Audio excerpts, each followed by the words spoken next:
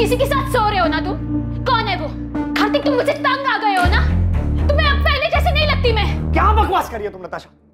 You know baby, I love you. तुम्हारे अलावा मेरी लाइफ में और कोई नहीं है। झूठ मत बोलो मुझसे। दूध पीती बच्ची नहीं हूँ मैं जो तुम्हें समझ ना पाऊँ। सब जानती हूँ मैं कार्तिक, और सच्चाई एक्सेप्ट कर ली है मैंने। बस नाम बताओ कौन है वो? Stop it! मैं तुमसे प्यार करता हूँ, इसका ये मतलब नहीं तुम जो भी बकवास करोगी मैं चुपचाप सुन लूँ।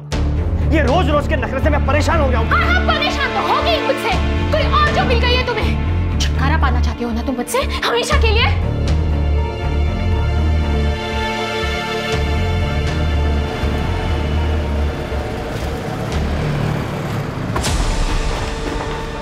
अरे कार्तिक सुन।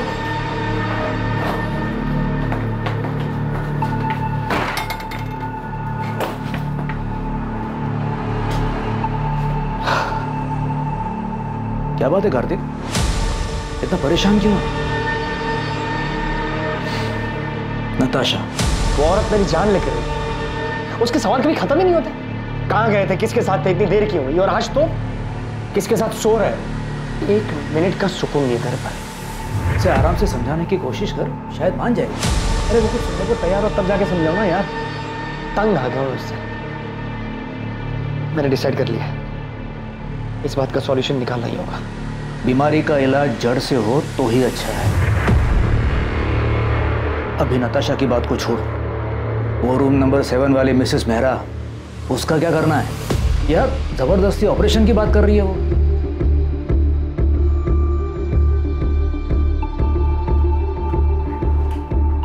क्या हुआ? आप बहुत डिस्टर्ब लग रहे हैं। इसमें कौन सी नई बात है?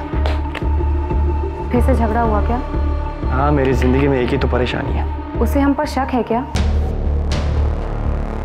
कार्तिक की बात अगर सच निकली तो सच में उसका अफेयर नहीं हुआ था। मैं अपने पति को अच्छी तरह से जानती हूँ। मुझसे उब गया है, छुटकारा पाना चाहता है वो मुझसे, पर मैं ऐसा कभी होने नहीं दूंगी। मैं तुम्हारे साथ हूँ नताशा। आगे जो कुछ भी करना है सोच समझ के करना होगा।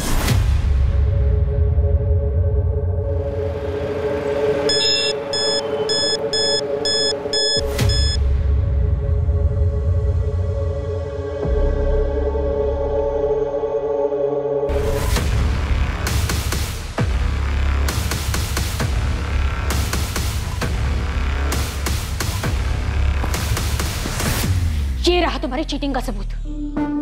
अब क्या कहना है तुम्हें? ये तुम्हें कहां से मिला? झूठ है ये।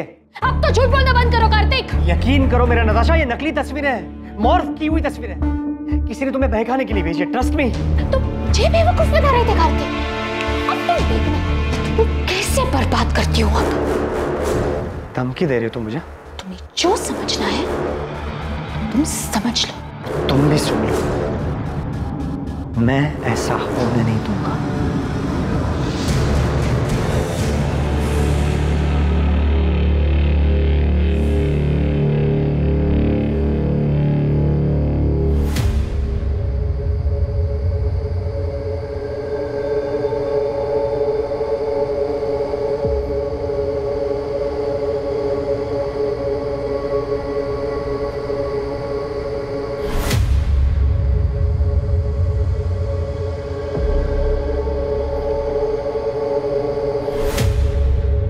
काम हो गया?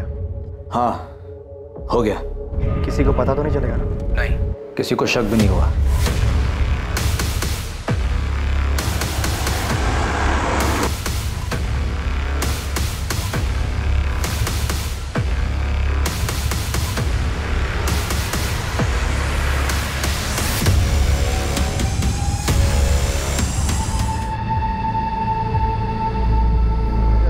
बॉडी पर और कोई भी जेवर नहीं सिवाय इस ब्रेसलेट, इसका लॉक खुलना बहुत मुश्किल है।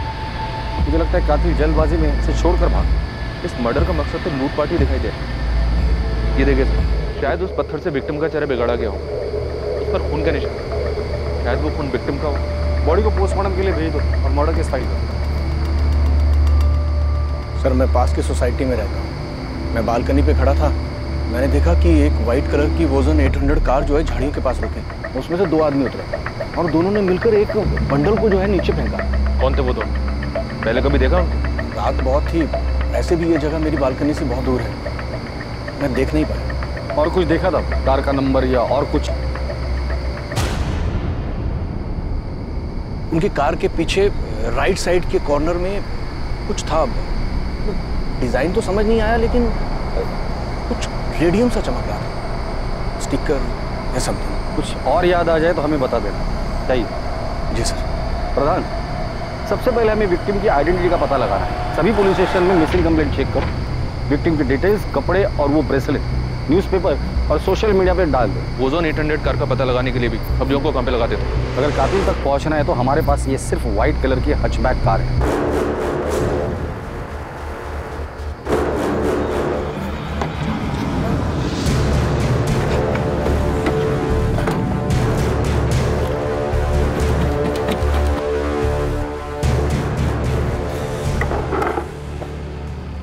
राजीव, किसी को शक तो नहीं होगा ना कि ये गाड़ी मेरी थी? तो टेंशन मत, अगर हम शांत रहेंगे ना तो किसी को कुछ नहीं पता चलेगा, समझा? और ये गहने का क्या करना है? तू रख, इस काम का इनाम समझ। बस ध्यान रखना कि इन्हें अभी बेचने की कोशिश भी मत करना।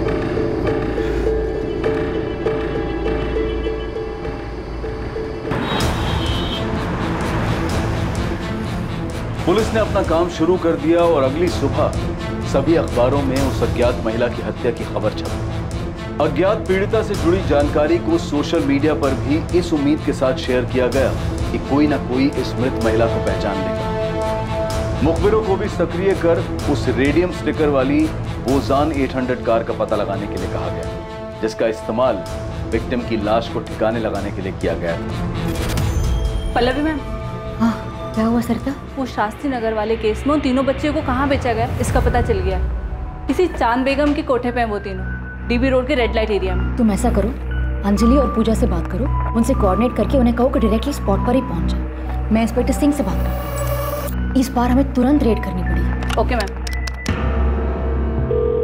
विक्टिम की एज 28 और 32 साल के बीच की है। टोटल 4 बार उसे स्टैब किया गया है। मर्डर वेपन जैसे कोई तेज धार वाला हथियार जैसे चाकू। स्टैबिंग के साथ साथ विक्टिम का गला भी दबाया गया है। दम घुटने की वजह से विक्टिम की मौत हुई। कातिल नहीं चाहता था कि विक्टिम किसी भी हालत में जिंदा बचे। बॉडी पर काफी स्ट्रगल मार्क्स है, जैसे विक्टिम ने काफी हाथ पैर मारे होंगे, लेकिन उसे काबू में करने के लिए एक आदमी काफी नहीं होगा। इसलिए ऐसा लग रहा है कि हत्यारे एक से ज्यादा होंगे, but I am not sure. कोई सेक्सुअल असॉल्ट? नहीं, but victim was sexually active. मौत का समय क्या होगा? कल रात 10 और 12 के बीच। अज्ञात महिला की हत्या की खबर जंगल में लगी आग की तरह गुरुग्राम में फैल गई। पुलिस उम्मीद में थी कि उन्हें पीड़िता के बारे में कोई ना कोई जानकारी जरूर मिलेगी जो पीड़िता को एक नाम देने में मददगार साबित होगी।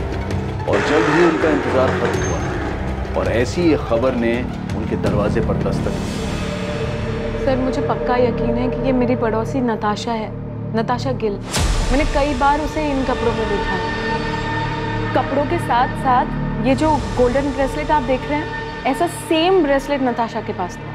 आप श्योर हैं कि ये नताशा का ही है? हाँ सर, मैं पूरी तरीके से श्योर हूँ, क्योंकि उसी का ब्रेसलेट देखकर मैंने खुद के लिए सेम ब्रेसलेट बनवाया। ये देखिए। Wow Natasha, such a beautiful bracelet. Thank you.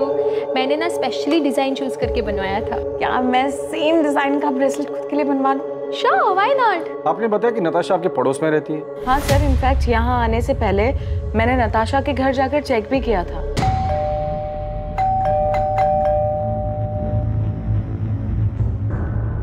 उसके बाद मैंने नताशा और उसके पति कार्तिक को फोन भी ट्राई किया, पर दोनों का नंबर स्विच ऑफ आ रहा था। ये सब देखकर मुझे लगा कि कुछ ना कुछ तो गड़बड़ है, इसलिए मैं सीधा यहाँ पर आ गई। आप मुझे कार्तिक और नताशा का नंबर लिख के दीजिए। वैसे ये दोनों काम क्या करते हैं? सर, कार्तिक डॉक्टर है और उसका खुद का नर्सिंग होम भी है, fit and care nursing home, जो जीवन चौक पर है। और नताशा टीचर है, स्कूल में हायर क्लासेस को पढ़ाती है। नताशा और कार्तिक के बीच रिलेशन कैसा था? देखने से तो सब ठीक ही लगता था सर, पर कभी कभी नताशा की बातों से ऐसा लगता था कि वो अपने हस्बैंड को लेकर बहुत पसेसिव थी। सर, कार्तिक और नताशा दोनों के फोन स्विच ऑफ। कोई और नंबर है? मेरा मतलब है माँ बाप या कोई रिलेटिव? नहीं सर, मेरे पास तो कोई नंबर नहीं है, पर आप उज्ज्वला से पूछ सकते हैं। वो मेरे यहाँ काम करती है और नताशा के यहाँ पर भी वही काम करती है।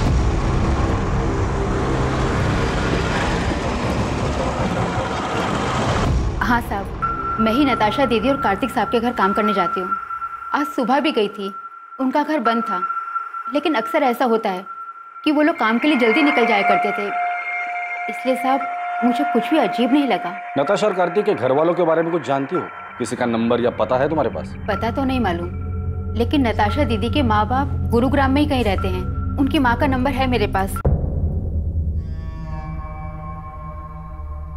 इन दोनों का आपस में रिश्ता कैसे था? पहले तो बहुत अच्छा रिश्ता था, लेकिन पिछले 3 महीने से उन दोनों के बीच में काफी झगड़े हो रहे थे। 10 अगस्त को उनके यहाँ काम करने गई थी? जी। क्या तब लड़ाई झगड़ा कुछ हुआ था? हाँ साहब, उस दिन भी उन दोनों के बीच में काफी झगड़ा हुआ था। ये तुम्हें कहाँ से मिले? झूठ है ये। अब तो झूठ बोलना बंद करो कार्तिक। तुम देखना मैं तुम्हें कैसे बर्बाद करती हूँ अब। नताशा ने? क्यों? वो अफेयर वाले शक को लेकर? हो सकता है साहब। ठीक है उज्ज्वला, तुम जा सकते, जरूरत पड़ेगी तो दोबारा बुला लो। जी साहब। साहब वो जो लाश है सच में नताशा दीदी की है? देखो, जब तक नताशा के परिवार वाले आके लाश को पहचान नहीं लेते हम कुछ नहीं कह सकते। नताशा के पेरेंट्स से बात हो गई है, वो डेड बॉडी की पहचान करने के लिए हॉस्पिटल आ रहे हैं। लेकिन सर, कार्तिक के बारे में उन्हें भी कोई खबर नहीं। अगर वो लाश नताशा की है तो बड़ी अजीब बात है। बीवी को मरे 2 दिन हो गए और पति गायब है। तो कार्तिक भाग गया है या फिर उसके साथ भी कुछ हुआ है? ईशा, तुम्हारा असाइनमेंट कंप्लीट हुआ? कल तुम्हारी लास्ट डेट है ना? नहीं माँ। क्यों? और तुम कॉलेज भी नहीं गई आज? मेरा मन नहीं हो रहा था। अच्छा माँ, वो पापा से बात हुई? नहीं, और मुझे उनसे कोई बात करनी भी नहीं। अच्छा ठीक है बैठो, खाना खाओ। वो तुम्हारे पापा हैं, तुम उनसे बात नहीं करोगी तो सब क्या कहेंगे? जिसे जो बोलना है बोलने दो माँ, मुझे कोई फर्क नहीं पड़ता। जो कुछ भी हुआ है उसे अब पीछे छोड़कर आगे तो बढ़ना पड़ेगा ना। ईशा, मैं तुमसे बात कर रही हूँ, फोन साइड में रखो। माँ, आपने ये मैसेज देखा क्या? ये आपकी बेटी नताशा के? नताशा के बाई एड़ी में काला निशान है बचपन से।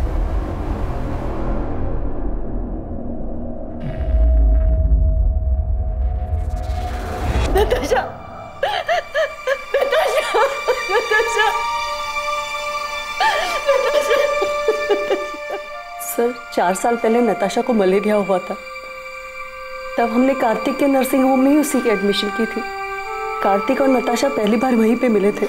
हमें उनके रिश्ते के बारे में बहुत बाद में पता चला। कार्तिक मुझसे 12 साल बड़ा हुआ तो क्या हुआ, उसे क्या फर्क पड़ता है? हम एक दूसरे से बहुत प्यार करते हैं, ये काफी नहीं है? नताशा, तुम अभी समझ नहीं रही हो। 12 साल बहुत होते हैं, और फिर कार्तिक की एक बार पहले शादी हो चुकी है। तुम्हें उससे बेहतर लड़का मिल जाएगा। मुझे बेहतर लड़का नहीं चाहिए पापा, मुझे बस कार्तिक चाहिए। मैं कार्तिक से प्यार करती हूँ। आशा, तुम हर वक्त अपनी मनमानी नहीं कर सकती। आखिर समाज में भी हमारी कुछ इज्जत है। पापा प्लीज एक बार सोच कर तो देखो, कार्तिक में क्या कमी है? कार्तिक अच्छा लड़का है, अच्छा कमाता है, डॉक्टर है, और सबसे बड़ी बात, वो मुझसे बहुत प्यार करता है। Can I interrupt sir? Sir, मैं आपसे वादा करता हूँ मैं नताशा का ख्याल रखूँ। आपको कोई शिकायत का मौका नहीं। तुम्हारा पहले डाइवोर्स क्यों हुआ था? पापा, अब पुरानी बातें उठाने से क्या फायदा? कार्तिक आगे बढ़ चुका है मेरे साथ, और हम एक दूसरे के साथ बहुत खुश हैं। नताशा को हम दुखी नहीं देख सकते थे, इसलिए हमें उसकी जिद के आगे झुकना पड़ा। क्या आप लोगों को पता है कि कार्तिक की जिंदगी में नताशा के अलावा भी एक दूसरी औरत थी? क्या? सर, ये क्या कह रहे हैं आप? जी हाँ, और पिछले कई महीनों से इसी बात को लेकर कार्तिक और नताशा के बीच झगड़ा हो रहा है। सर, मेरी नताशा से हर दूसरे दिन बात हुआ करती थी, उसने तो कभी ऐसा कुछ नहीं कहा। सर, नताशा और कार्तिक दोनों के कॉल रिकॉर्ड्स कल सुबह तक आ जाएंगे। प्रधान, जल्द से जल्द हमें कार्तिक तक पहुंचना होगा। पहले उसकी बीवी नताशा की डेड बॉडी हमें मिलती है, फिर पता चलता है कि उसके लाइफ में नताशा के अलावा दूसरी औरत भी, और इन सब के बीच ये कार्तिक कहाँ गायब हो गया पता नहीं। हो सकता है सर कार्तिक के कॉल रिकॉर्ड से हमें उस दूसरी औरत का पता चल जाए।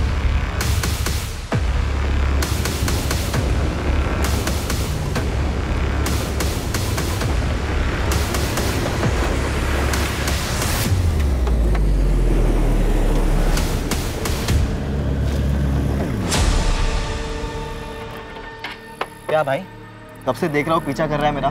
कौन है तू? अरे मेरा एक दोस्त है सतीश, मुझे लगा उसकी गाड़ी है। अबे कौन है सतीश? मैं किसी सतीश को नहीं जानता। पिछले 10 साल से ये गाड़ी मेरे पास है। ऐसे कैसे हो गया?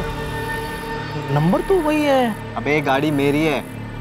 टाइम बर्बाद कर रहा है मेरा। चल निकल। फिर मुझसे ही गलती हुई होगी, नंबर गलत याद होगा। सॉरी।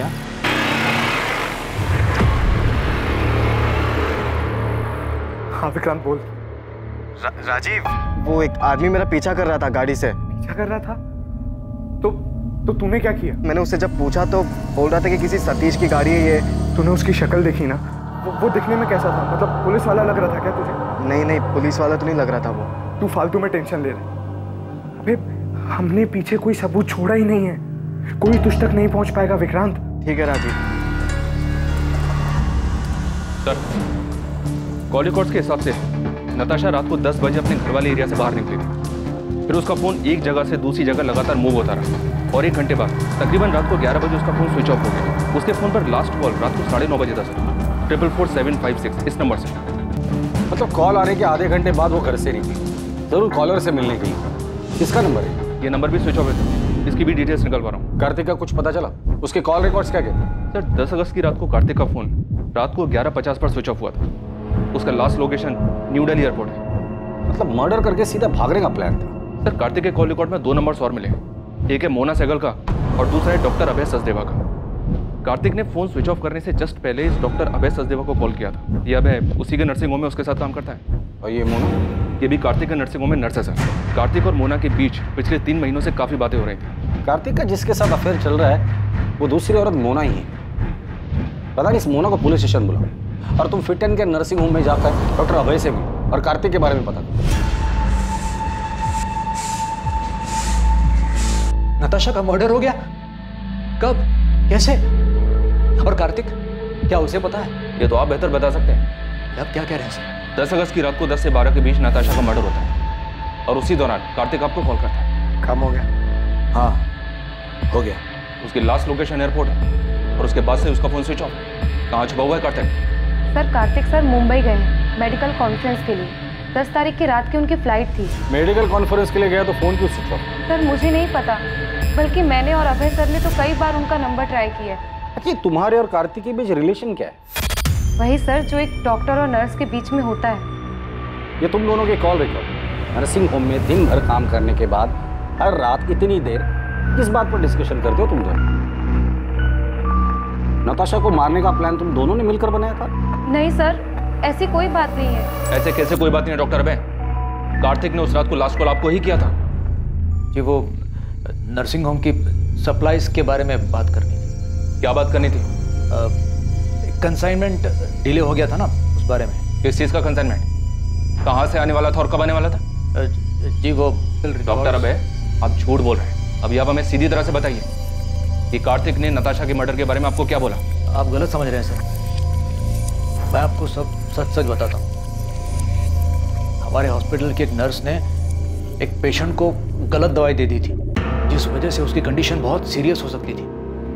वो तो फॉर्चुनेटली टाइम पे पता चल गया और सब संभल गए। सर यही चेक करने, कंफर्म करने के लिए कार्तिक ने मुझे कॉल किया था। तो मतलब मर्डर के साथ साथ आप लोग मेडिकल नेग्लिजेंसी को भी कवर अप करते हैं? हाँ सर, मैं मानती हूँ कि मेरा और कार्तिक का अफेयर है, लेकिन नताशा के मर्डर के बारे में मुझे कुछ भी नहीं पता। तो मर्डर वाली रात तुम दोनों साथ में क्या कर रहे थे? तुम दोनों की सेल लोकेशन से साफ पता चलता है कि मर्डर वाली रात तुम दोनों रात 9 बजे से लेकर 11 बजे तक साथ में थे। एक्चुअली हम लोग ब्लू मून होटल में थे। लेकिन नताशा को हमारी फोटोज कहाँ से मिली? यही तो मेरी समझ में नहीं। धमकी भी दे रखी है मैंने, तो मुझे बर्बाद कर देगी। तो अब आगे क्या करना है? इससे पहले कि नताशा नाम का सरदर्द नासुर बने, मुझे इसका जड़ से इलाज करना होगा। तो नताशा से छुटकारा पाने के लिए कार्तिक ने नताशा को रास्ते से ही हटा दिया? सर उस रात मैं और कार्तिक साथ में ड्रिंक कर रहे थे। नताशा ने जीना मुश्किल कर दिया। हर रोज नए ड्रामे करती है। आज तो पता नहीं कहाँ से उसे मेरे और मोना के फोटोज याद लगे। लेकिन उसके पास फोटोग्राफ्स आए कहाँ से? पता नहीं यार कहाँ से मिले। लेकिन अब इस बात का परमानेंट सॉल्यूशन करना है। मतलब कार्तिक ने नताशा को मारने की बात की थी? सर मुझे नहीं पता कि कार्तिक ने ऐसा क्यों कहा, उसके कहने का क्या मतलब था, लेकिन मैं कार्तिक को अच्छे से जानती हूँ, वो ऐसा बिल्कुल भी नहीं कर सकता। सर हमने हमारे रिलेशन को सीक्रेट रखा था, अगर किसी को ये बात पता थी तो वो बस डॉक्टर अभय है। तो क्या वो पिक्चर्स डॉक्टर अभय ने नताशा को भेजी? नहीं सर, भला मैं क्यों नताशा को कार्तिक और मोना के पिक्चर्स दूंगा, वो पहले इतना परेशान था। रही बात नताशा के मर्डर की, तो सर मुझे नहीं लगता कार्तिक ऐसा कुछ करे। कार्तिक मुंबई में जिस मेडिकल कॉन्फ्रेंस के लिए गया है, वहाँ किसी को बोल के उससे बात कर सकते हैं? सर कार्तिक का पता चल गया है, वो अभी मुंबई में ही है, बात हो गई है उससे, वो यहाँ गुरुग्राम के लिए निकल रहा है। कार्तिक को तो पता ही नहीं है कि उसकी वाइफ नताशा का मर्डर हो चुका है। जब उसको बताया काफी चौंक गया था। कितनी बार बताऊं सर, मैंने फोन स्विच ऑफ नहीं किया था।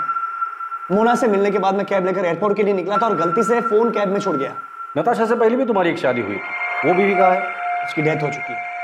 उसी के बाद मैंने नताशा के साथ शादी की। नताशा के माँ बाप को झूठ क्यों बोला था कि तुम्हारा डिवोर्स हुआ है? मैंने झूठ नहीं बोला, नताशा ने बोला था। वो क्यों झूठ बोले? मैं कैसे बता सकता हूँ? 10 अगस्त की रात जब तुम तुम्हारे दोस्त अभय के साथ ड्रिंक कर रहे थे, तब तुमने कहा था कि नताशा का परमानेंट सॉल्यूशन ढूंढना है। अब इस बात का परमानेंट सॉल्यूशन ढूंढना होगा। और यही बात तुमने मोना से भी कही थी मर्डर वाली रात। इससे पहले कि नताशा नाम का सरदर्द नासुर बने, मुझे इसका जड़ से इलाज करना। मेरे कहने का मतलब ये नहीं था सर, मैं डिवोर्स की बात कर रहा था। मैं नताशा से मिलकर आउट ऑफ कोर्ट सेटलमेंट करने की बात कर रहा था। तो इस मर्डर में तुम्हारा कोई हाथ नहीं। मैं नताशा का मर्डर क्यों करूंगा सर? और कोई है जो नताशा को मारना चाहता हो? मुझे इस बारे में नहीं पता सर, लेकिन सर हमारी शादी से पहले नताशा का एक दोस्त हुआ करता था, अमृत। वो उसे बहुत पसंद भी करता था। इनफैक्ट हमारी शादी के बाद उसने नताशा के साथ बात करना भी बंद कर दिया था। हाँ सर, मैंने उससे बात करनी बंद कर दी क्योंकि मैं नताशा को पसंद करता था, लेकिन नताशा कार्तिक से प्यार करती थी। उस वक्त मैं ये देख नहीं पाया और मैंने उससे बात करनी बंद कर दी। और फिर 3 साल बाद तुम दोनों में बातें शुरू हुई। तुम्हें लगा इस बार तुम्हारा चांस लगेगा, क्योंकि नताशा कार्तिक से नाराज थी। तूने बात करने की कोशिश की, लेकिन नताशा ने मना कर दिया और इसलिए गुस्से में आकर तुमने नताशा को मार डाला। सर मैंने किसी को नहीं मारा और ना ही मैं नताशा से प्यार करता था। 3 महीने पहले इत्तेफाकन वो मुझे एक सोशल नेटवर्क की साइट पे मिली। हमारी बातचीत हुई और नंबर एक्सचेंज किया। चल मान लेते कि तू जो कुछ भी बोल रहा है वो सच बोल रहा है। नताशा तुम्हारी अच्छी दोस्त थी, काफी बातें शेयर हुई होगी। तुम्हें क्या लगता है नताशा को किसने मारा? सर वो सब मुझे नहीं पता, लेकिन मैं इतना बता सकता हूँ कि नताशा ने तय कर लिया था कि वो कार्तिक के ऊपर चीटिंग का केस करे। उसे बर्बाद करना चाहती थी। हो सकता है कार्तिक उसे अपने रास्ते से हटाना चाहता है।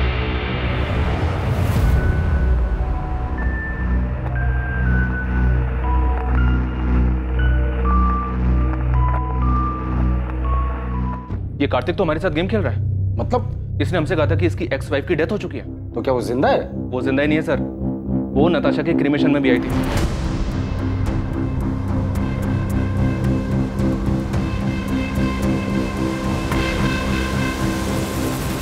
पल्लवी गिल, कार्तिक की एक्स वाइफ। कार्तिक ने हमसे ये क्यों कहा कि उसके एक्स वाइफ की डेथ हो चुकी है? मुझे नहीं पता।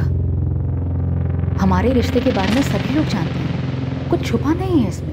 नताशा भी हमारे रिश्ते के बारे में जानती थी। अब लोगों को डिवोर्स क्यों हुआ? डिवोर्स नहीं हुआ है हमारा। मतलब आप दोनों का डिवोर्स नहीं हुआ था और उसके बावजूद कार्तिक ने नताशा से शादी कर ली थी? मैं जानता हूं तुम्हें हर्ट कर रहा हूं, लेकिन अब और धोखे में रखना नहीं चाहता। कार्तिक हम तो एक साथ खुश थे ना, फिर ये अचानक से क्या हो गया? पल्लवी, मैं नताशा को शादी करने का वादा कर चुका। कार्तिक अपना मन बना चुका था। वो नताशा से प्यार करता था और मेरे पास उसे रोकने की कोई वजह बची नहीं थी। आप दोनों की शादी कब हुई? 2007 में लव मैरिज थी। दोनों का कोई बच्चा? अच्छा माँ, वो पापा से बात हुई? नहीं। वैसे नताशा की वजह से आप दोनों की शादी टूटी थी, तो नताशा के लिए आपके दिल में रंजिश तो रही होगी। नताशा के लिए रंजिश रखकर मैं क्या करती? मैंने जो किया था उसका किया तो भुगतना ही था। मतलब मैं कार्तिक की पहली बीवी नहीं हूँ ना, मैं उसकी दूसरी बीवी हूँ। क्या? तो उसकी पहली बीवी कौन है और कहाँ है? गीता नाम है उसका, रोहतक से है वो। जब कार्तिक मुझसे मिला था वो शादीशुदा था। हमारे बीच में प्यार हुआ, मैं उनके बीच में आ गई थी, तो उसने गीता को डिवोर्स दे दिया। मतलब आप कह रही है कि कार्तिक की 3 शादियां हो गई है और उसके बावजूद अभी उसका किसी और के साथ अफेयर चल रहा है? कार्तिक हमेशा ऐसे ही खुदगर्ज था, बस मैं प्यार में अंधी हो गई थी। गीता कार्तिक की पहली बीवी, उसका क्या एड्रेस है आपको?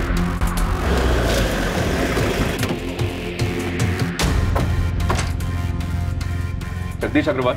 हाँ सर मैं ही हूँ, लेकिन आप क्यों पूछ रहे हैं? 444-756 ये तेरा नंबर है ना?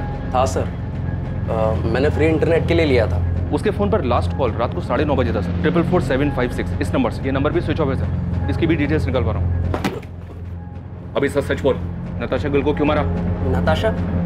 सर ये कौन है और मैं किसी को क्यों मारूंगा? तू ADI कॉलेज में पढ़ता है ना? नहीं सर, मैं तो SRV कॉलेज में पढ़ता हूँ। सर मुझे नहीं पता आप किस मर्डर की बात कर रहे हो। मैं किसी नताशा को नहीं जानता और इंटरनेट यूज़ करने के बाद मैंने वो सिम कार्ड फेंक दिया था सर। और तेरी इस लापरवाही की वजह से किसी ने उस सिम कार्ड का इस्तेमाल करके बहुत सफाई के साथ मर्डर कर दिया।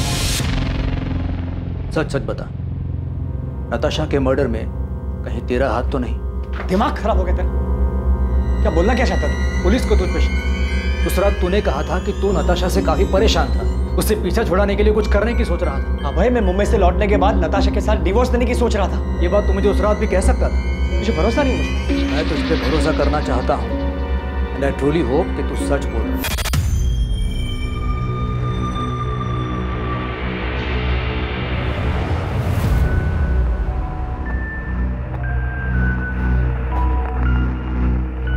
कार्तिक, पुलिस को अब भी तुम पर शक है क्या?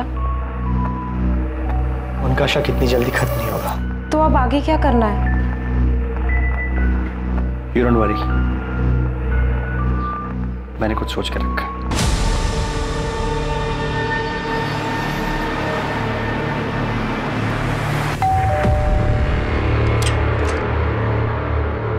गीता कक्कड़ जी। जी, कार्तिक और मेरी शादी तो बहुत ही कम उम्र में करा दी गई थी। जैसे ही उसकी पढ़ाई कंप्लीट हुई तो दिल्ली के एक हॉस्पिटल में उसकी जॉब भी लग गई। पहले तो हफ्ता 2 हफ्ते में अक्सर वो घर चला आया करता था, लेकिन फिर धीरे धीरे हफ्ते महीने में बदल गए। आपका और कार्तिक का डिवोर्स कब हुआ? 2007। जब कार्तिक दिल्ली में था तब उसकी मुलाकात पल्लवी से हुई। मुझे तो उनके रिश्ते की कोई भनक भी नहीं थी, लेकिन फिर अचानक कार्तिक ने सामने से आके मुझे सब कुछ बता दिया। इसलिए जब उसने मुझसे डिवोर्स मांगा तो मैंने मना नहीं किया। कार्तिक का काम अच्छा चल रहा था तो मुझे लगा कि वो हमारी बेटी को एक अच्छी जिंदगी दे पाएगा, इसलिए मैंने हमारी बेटी की कस्टडी उसे सौंप दी। आपकी और कार्तिक की एक बेटी भी है? जी हाँ, ईशा गिल। और वो अपने पापा कार्तिक और पल्लवी के साथ ही तो रहती है। लेकिन कार्तिक और पल्लवी दोनों ने हमें ईशा के बारे में तो कुछ नहीं बताया। पल्लवी से मेरी शादी हुई तब ईशा 7 साल की थी। शुरुआत से ही मैंने ईशा को अपनी बेटी माना था। मैंने और कार्तिक ने दोनों ने मिलकर इसे बड़ा किया है। लेकिन फिर पापा की जिंदगी में नताशा आई और सब कुछ बिखर गया। मैं ईशा को अपने साथ रखना चाहता था, उसे कभी छोड़ना नहीं चाहता था। लेकिन मैं माँ को छोड़कर कहीं नहीं जाना चाहती थी, खासकर उस नताशा के साथ रहने के लिए, जिसकी वजह से मेरी माँ को इतनी ठेस पहुंची। मैंने वो घर छोड़ा था लेकिन ईशा को कभी नहीं छोड़ा। वो मेरी इकलौती औलाद है। मेरे लिए मेरी फैमिली सिर्फ मेरी माँ है सर, और कोई भी नहीं। और अगर पापा को मेरी इतनी चिंता होती तो वो मुझे छोड़कर कभी नहीं जाते। कार्तिक, पल्लवी और ईशा तीनों से बात करके सिर्फ फैमिली ड्रामा सामने आ रहा है। अभी तक हमारे पास किसी के खिलाफ कोई सबूत भी नहीं है और ना ही कोई वजह। सर, कार्तिक के कॉल रिकॉर्ड्स के हिसाब से भी उसकी और नताशा की लोकेशंस अलग अलग है। मैंने पल्लवी और ईशा के कॉल रिकॉर्ड्स भी स्टडी की। इंसिडेंट के वक्त ये दोनों घर पर ही थे। इनके अलावा डॉक्टर अभय, नताशा का फ्रेंड अमृत और नर्स मोना, इनके खिलाफ भी कुछ नहीं मिला। तो प्रधान, नताशा को मारा किसने? किसने की होगी इतनी जबरदस्त प्लानिंग जो हमारे हाथ ही नहीं लग रहा है? अब अंदर आऊं क्या? आजा बहादुर, कुछ अच्छी खबर है तो बता। साहब, हमने गुरुग्राम में आपकी सफेद कार को पूरी तरह छान मारा, लेकिन किसी भी कार पे वो स्टिकर नहीं दिखा सर। यहाँ तक कि NCR इलाके में भी ढूंढा, लेकिन वो स्टिकर वाली कार नहीं दिखी सर। और नताशा के गहनों के बारे में कुछ पता चला? अभी मार्केट में आए नहीं है। और सर, वो सुपारी वाले एंगल से भी कुछ मिला नहीं। तुमने कहा था कि गुरुग्राम में 3 ओजोन 800 सफेद कार्स हैं। किसी पर भी स्टिकर नहीं है, पता है मुझे। उन कार और उसका नाम और एड्रेस है तुम्हारे पास? हाँ साहब, वो तो मैंने पहले ही पता कर लिया। मुझे लगता है कातिल ने वो रेडियम स्टिकर निकाल दिया होगा। प्रधान, इन तीनों की हिस्ट्री निकालो और उठाकर लेकर आओ। मुझे लगता है इन तीनों में से कोई एक तो हमारे काम का है।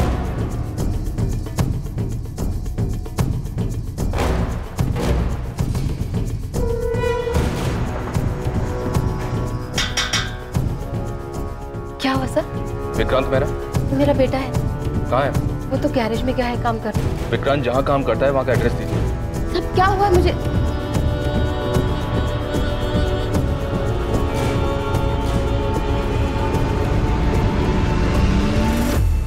विक्रांत गैरेज में नहीं है, और कहाँ जा सकता है? मुझे नहीं पता सर। सर ये देखिए सर, ये विक्रांत के कमरे से मिला है, जूतों के डब्बों में छुपा कर रखा गया था। और सर विक्टिम के पति ने जो हमें फोटोज दी थी उससे ये मैच करता है सर। ये इतने महंगे गहने, ये किसके है साहब? उस औरत के जिसका खून आपके बेटे ने किया। खून?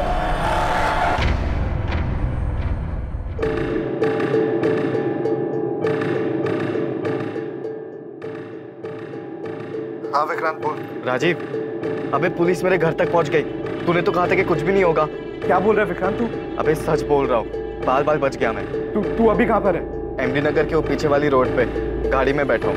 राजीव, मुझे लगता है कि हमें पुलिस को सब सच सच बता ही देना चाहिए। तू 2-4 दिन के लिए गुरुग्राम से बाहर चले जा, है ना? तब तक मैं कोई प्लान बना लूंगा।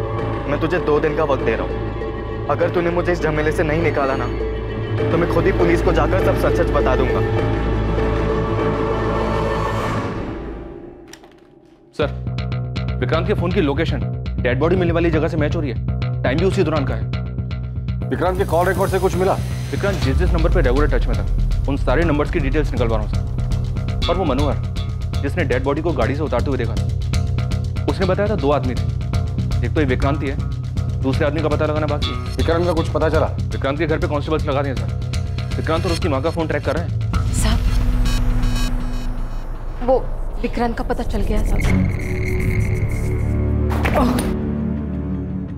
मुझे क्या लगा था गाड़ी धोने से सबूत धुल जाएंगे। मेरी सफेद ओजोन 800 हमने फॉरेंसिक में भेज दी है, जिसमें नताशा के खून के ट्रेस मिल ही जाएंगे। इसलिए कोई भी कहानी सुनाने के बारे में सोचना भी मत।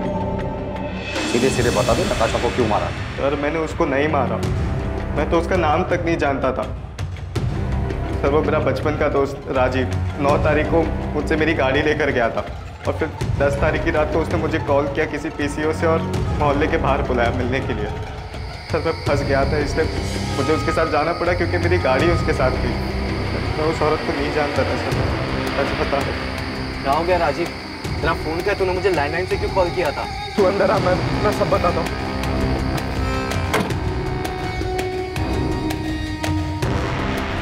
राजीव तू इतना बौखलाया हुआ क्यों है? कुछ बताएगा मुझे क्या हुआ? तू मेरी बात सुन। मुझे कुछ नहीं सुना भाई, गाड़ी साइड में लगा। मेरी बात तो सुन। सर मैं प्यार के जुनून में अंधा हो गया था सर। उसे पाने के लिए जो बन पड़ा मैंने किया सर। किसके प्यार का जुनून? नताशा के? नहीं सर, ईशा के। ईशा के लिए तूने नताशा को मार दिया? हाँ सर।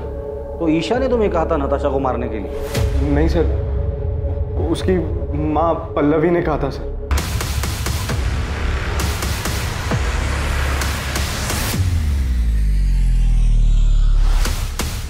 पल्लवी मुझे बिल्कुल पसंद नहीं करती थी, क्योंकि मैं उसकी बेटी के स्टेटस के बराबर नहीं था। मैं और राजीव पिछले 6 महीने से डेट कर रहे थे, पर माँ हमारे रिश्ते से खुश नहीं थी।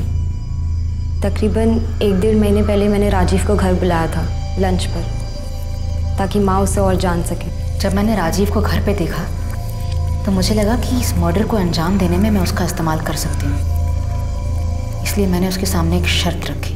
तुम अगर ईशा के साथ रहना चाहते हो, मेरा एक काम करना पड़ेगा। मैं आपकी बेटी से प्यार करता हूँ और ईशा के साथ के लिए मैं कुछ भी करने के लिए तैयार हूँ। किसी की जान ले सकते हो? माँ, इस सब में आप राजीव को क्यों खींच रही हो? तुम्हारे साथ रहना चाहता है ना, तुम्हारा साथ नहीं दे सकता। राजीव नताशा को मारने के लिए तैयार था, ईशा नहीं चाहती थी कि वो किसी पछड़े में पड़े। मैं उसका इस्तेमाल नहीं कर सकती। हाँ, अगर वो तुमसे प्यार करता है तो तुम्हारे लिए इतना तो कर ही सकता है। लेकिन माँ, आप ऐसे कैसे किसी और की लाइफ डेंजर में डाल सकती हो? उसका तो इन सब से कोई लेना देना भी नहीं है। थोड़ा अकल से काम लो ईशा। कल को अगर नताशा के मर्डर की बात पुलिस तक पहुंच भी जाती है तो राजीव पर हम सारा ब्लेम डाल सकते हैं। माँ, अगर ये सब बात आप ना ही करो तो बेहतर होगा। राजीव पर प्यार का भूत सवार था। वो किसी भी तरह हमारे रिश्ते पर माँ की हामी चाहता था, इसलिए उसने मेरे लिए अपने सर पर इतना बड़ा खतरा उठा लिया। वो तो उसे करना ही था, बेवकूफ़ है वो। नताशा को कैसे मारा और क्यों? नताशा को मारने के लिए उसे उसके घर से बाहर निकालना जरूरी था, और मेरे कुछ भी कहने से वो घर से बाहर निकलने वाली थी नहीं। उसे कुछ मजबूत चारा देने की जरूरत थी। और फिर मैंने उसे वो चारा दिया। ईशा की माँ कार्तिक और मोना के बारे में सब जानती थी, उसे सब पता था उनके अफेयर के बारे में। और यही बात मैंने एक अज्ञात कॉलर बनकर नताशा के कान में भरी। मैं उसे एक ऐसे नंबर से कॉल और मैसेज करता था जो मेरा नहीं था, मुझे कहीं पड़ा मिला था। और आगे का प्लान ये था कि धीरे धीरे मैं नताशा का विश्वास जीत लूँगा। और इन सब के लिए मुझे कार्तिक और मोना की एक पिक्चर चाहिए थी।